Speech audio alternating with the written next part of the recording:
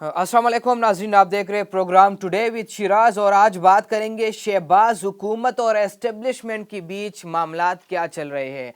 इमरान खान को ताकत से दबाना क्या ऐसा मुमकिन है या नहीं है, और प्रोग्राम में मज़ीद बात करेंगे कि पीडीएम का एक्सपीरियंस कैसा रहा माजी में और अब की जो हुकूमत है 19 काबीना जो विफाकी काबीना है उन्होंने हल्फ तो उठा लिया, उनके सामने चैलेंजेस क्या है और कौन क्या कुछ कर रहे हैं। तो आज के प्रोग्राम में तफसीली बात करेंगे नाज़रीन।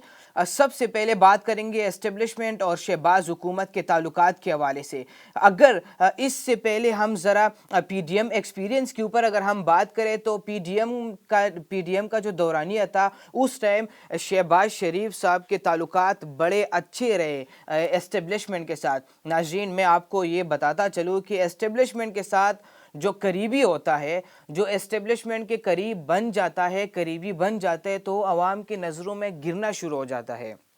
और यही मिसाल इमरान खान साहब की भी थी। इमरान खान साहब जब एस्टेब्लिशमेंट के लाडले समझे जाते थे तो वो आवाम की नज़रों में गिर रहे थे और आवाम उनसे मुखालिफ बनती जा रही थी, उनके ख़िलाफ़ जा रही थी। लेकिन अगर इमरान खान साहब को वही टाइम पूरा करने दिया जाता तो आज खान साहब की इतनी मकबूलियत ना होती जिस मुकाम के ऊपर आज खान साहब है। खान साहब अडियाला जेल से पूरे मुल्क की सियासत जो है उसको उंगलियों पे नचा रहा है और वही आखिर पाकिस्तान के मौजूदा सियासी दौर की अगर हम बात करें, मौजूदा सियासी अगर जो टेनेवर जिस तरह जा रहे अगर उसके ऊपर हम बात करें तो खान साहब सबसे तगड़े और संजीदा सियासतदान है पाकिस्तान के आजकल के टाइम में। अगर खान साहब को आपने कमज़ोर करना है तो पाकिस्तान की सियासत को ताकत से नहीं दबाया जाता। अगर आपने किसी सियासतदान को कमज़ोर करना है तो आप ताकत से नहीं कर सकते, आप उनको जेलों में नहीं डाल सकते, आप उनको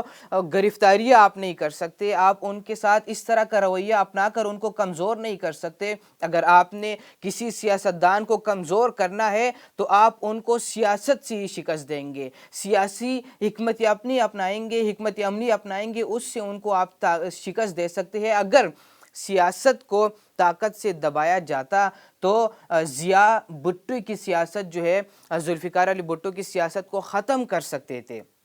अगर सियासतदान को ताकत से दबाया जाना मुमकिन होता तो मुशर्रफ साहब जो है वो अभी इस दुनिया में तो नहीं रहे, अल्लाह उनके दर्जात बुलंद करे, लेकिन वो नवाज शरीफ की सियासत को ख़त्म कर सकते थे। लेकिन नवाज शरीफ की सियासत को ताकत से नहीं दबाया गया और इसी तरह ही मौजूदा सियासी सूरत-हाल की अगर बात करें तो इसी तरह सेम टू सेम यही है कि खान साहब की सियासत को आप ताकत से नहीं दबा सकते, वो दिन ब दिन और ताकतवर होते जा रहे हैं। नाज़रीन, अगर एस्टेब्लिशमेंट की बात करें तो जो एस्टेब्लिशमेंट के साथ ताल्लुकात है शहबाज शरीफ साहब के तो वो बड़े अच्छे जा रहे। और मैंने ये पहले भी कहा था कि शहबाज शरीफ साहब जो है उनके पास उनको ख़तरा किससे है, ख़तरा शहबाज शरीफ को शहबाज शरीफ से ही है, शहबाज शरीफ की काबीना से उनको ख़तरा है कि ऐसा अगर जो माशी सूरत-हाल है मुल्क की, अगर वो उनको स्टेबल करने में कामयाब होते हैं तो वो लोगों के दिलों में घर बना लेंगे। अगर वो नहीं कामयाब होते तो शहबाज शरीफ साहब के लिए ख़तरा शहबाज शरीफ से ही है, उनके लिए मसाइल पैदा हो सकते हैं। और दूसरी जानिब अगर हम बात करें तो नाज़रीन, एस्टेब्लिशमेंट के साथ जो उनके ताल्लुकात है वो बड़े अच्छे हैं।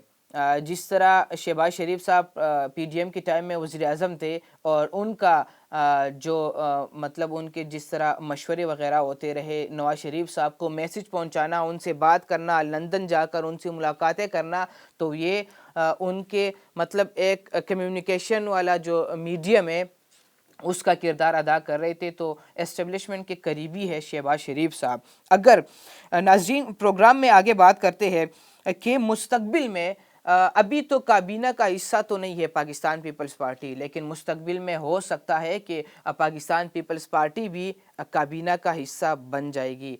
इस तरह के जो ख़बरें आ रही है ज़राए के मुताबिक, तो इस तरह मुमकिन है। नाज़रीन, दूसरी जानिब बात करेंगे प्रोग्राम में अली अमीन गंडापुर साहब के हवाले से बात करेंगे। उन्होंने ना सदर आसिफ अली ज़रदारी की हल्फ तकरीब में उधर उन्होंने शिरकत की है, ना प्राइम मिनिस्टर साहब के तकरीब में उन्होंने शिरकत की है। जब वो हल्फ उठा रहे थे तो उन्होंने कहा کہ میرا نعرہ یہی ہوگا کہ ہمارا حق ہمیں دے دے بھائی، اور جو ہمارے بقایا جات ہے مرکز کو وہ دے دے، تو اس طرح آپ حکومت نہیں چلا سکتے۔ اگر کے پی کے مشکلات کو انہوں نے کم کرنے تو ان کو مرکز کے ساتھ بیٹھنا ہوگا۔ اور اسی طرح علی امین گنڈاپور صاحب نے ملاقات کی ہے وزیر اعظم پاکستان شہباز شریف صاحب سے، اور پھر انہوں نے کہا کہ ہم مل کر ساتھ چلیں گے، اور اس طرح کی خبریں اور اس طرح کی جو ان کی باتیں ہیں وہ سامنے آئی۔